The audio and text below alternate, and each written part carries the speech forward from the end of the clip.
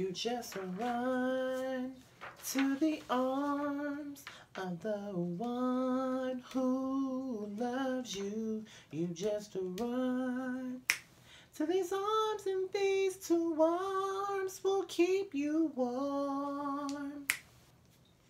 When rain has smelled your heart, never fear, I'm never far. You just run to the arms of the one who loves you.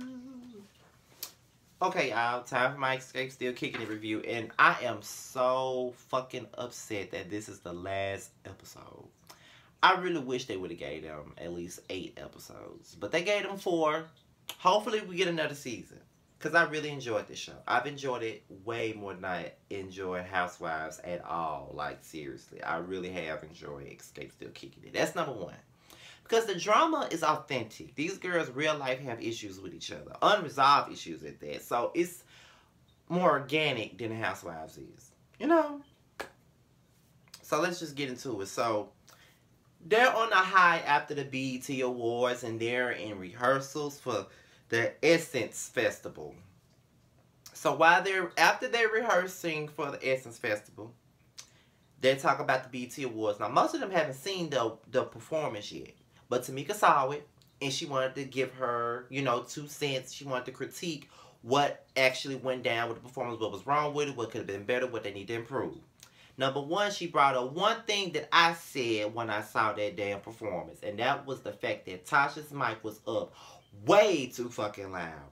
It was up way too damn loud, especially during Understanding, like, when it was like, what I need from you is under, here comes Tasha, standing.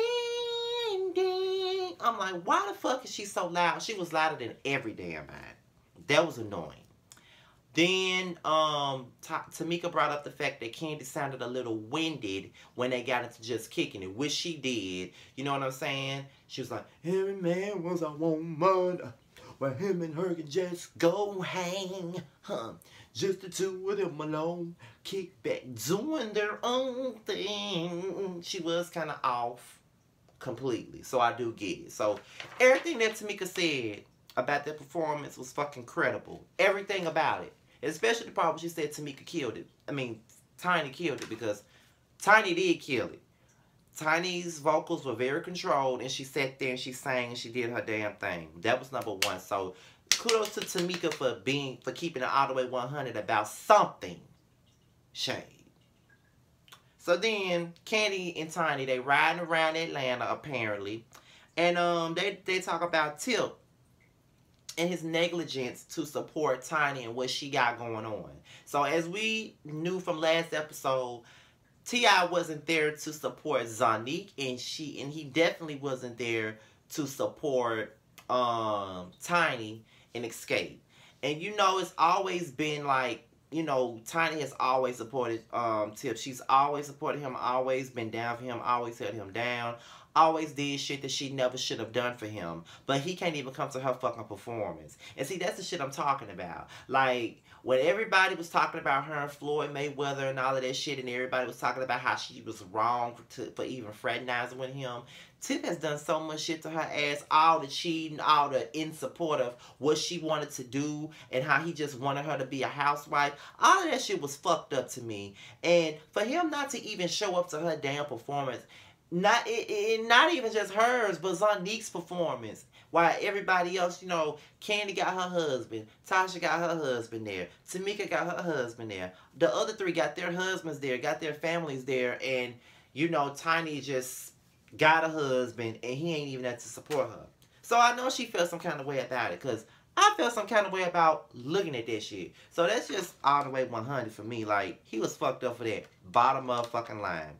So, Michael Malden, the daddy that Tamika accused Kandi of fucking. He comes in. He used to be their manager. Latasha still got some harboring resentment towards him. But that's mighty funny about about this motherfucking situation.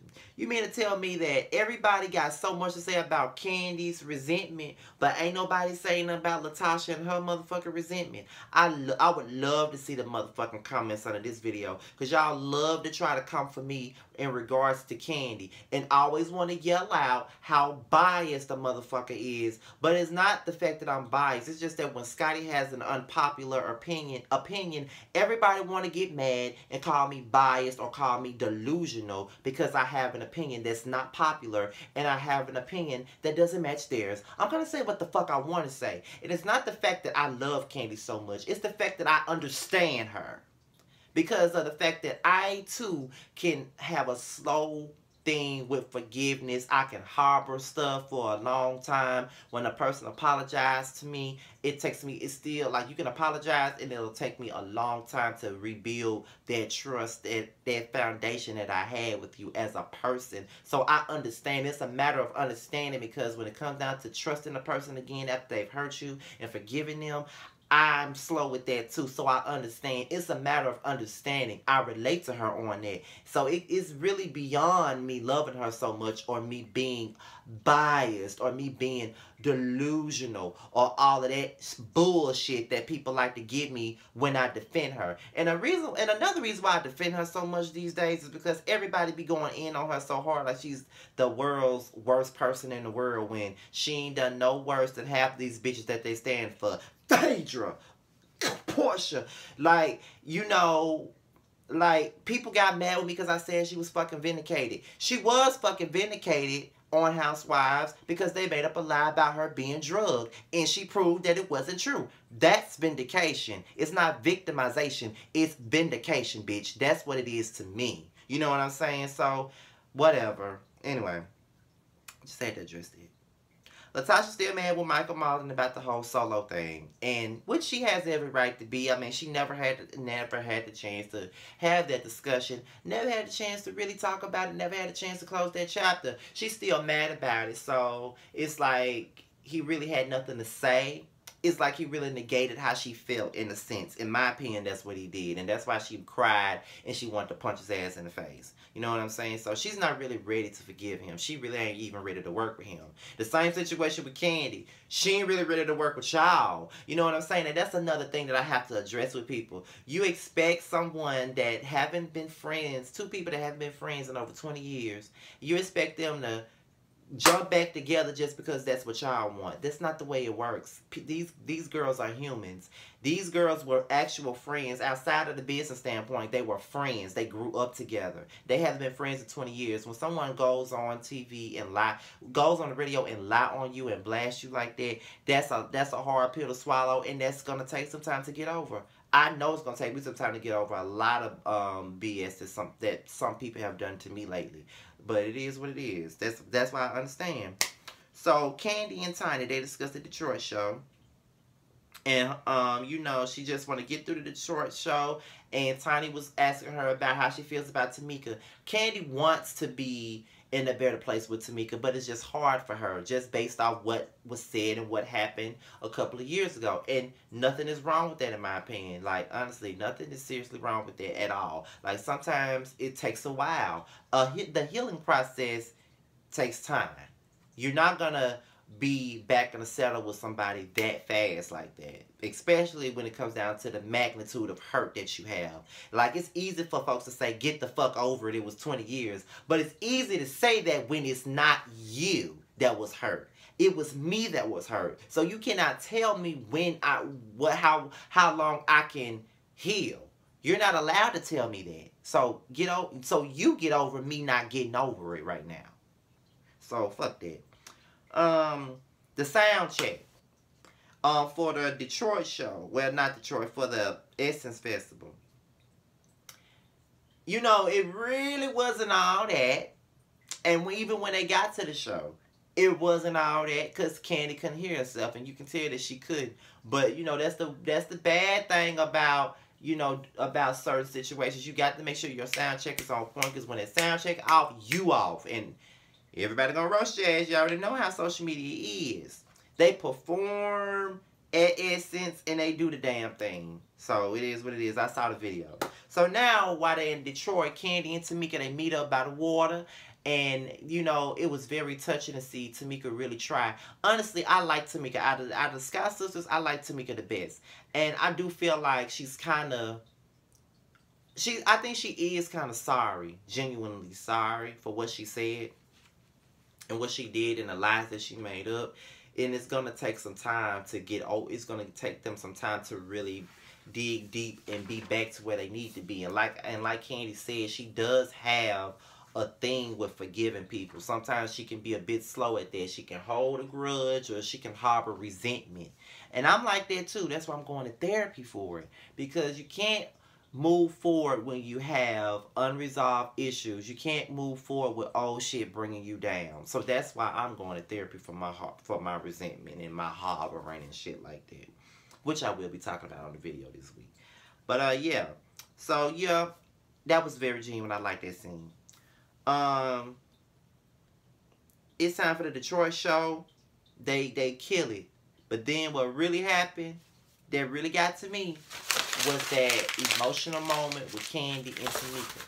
Candy and Tamika come to a better place at that performance. It's like they shedded tears. It was very genuine. Tamika really misses her friend. And honestly, I really want them, I'm really rooting for them to get it together. I want them all to get together. I love Xscape as a foursome. I'm not supporting their music with just the three of them on there. I don't give a fuck if it was Candy, Tiny, and just Tamika doing the music and not Latasha. It's not the same without all four of them. So I cannot support shit if it's not all four. I want Xscape. When I hear Xscape, I hear Candy, Tiny, Tasha, and Tamika. That's Xscape. I don't want three. I don't want three people. I want all four. Why would I support that? I don't want that. So y'all need to get that on together. Candy, you need to change your mind and get on in the studio now. To be real, I wasn't expecting them to give us no album. I don't really need an Xscape album in 2017. Y'all could give us a cute 8-track EP and call it a day. Because they're not buying albums the way they did. Because y'all will be expecting the same amount of records to be sold as the 90s. Now, if the EP did quite well, then y'all can do an album. But y'all just getting back together. So, you know, with the four of y'all, do a cute 8-song EP and call it a day. Y'all don't really have to do no full album. We're just glad that y'all back together. And I will be going to the Xscape tour. I will be filming me prepping for it. I will be filming me at the concert. I'll be filming the aftermath for my Zero Fucks Given vlog. I did not get to film anything yesterday or the day before yesterday when my guy was here.